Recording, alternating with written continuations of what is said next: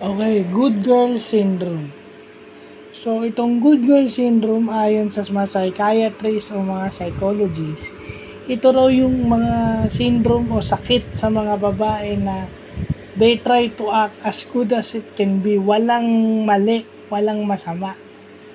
Pero marami silang pretensions. Hindi nila ma-express yung kanilang sarili.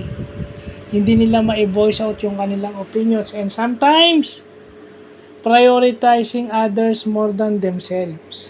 So nawawala yung kanilang self-esteem, self-confidence, kaya nga siguro hindi nila ma-voice out yung kanilang mga opinions. Well, dahil nanonood tayo ng Batang Quiapo, sino yung character sa Batang Quiapo yung pwede nating ma-associate dyan sa good girl syndrome? Yung character ni Ara Davao, na si Catherine Caballero, di ba? Yun yung may good girl syndrome.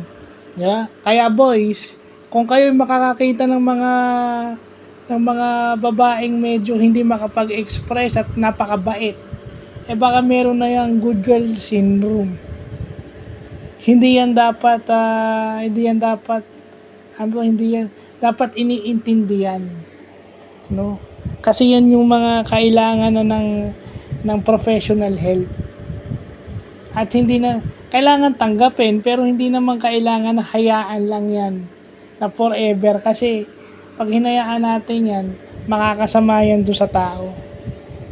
Baka magkaroon na yan ng psychosocial or mental disability pagka yan lumala. Actually, pag nagkaroon ka ng good girl syndrome, parang malapit ka na doon sa psychosocial and mental disability based doon sa mga nabasa ko.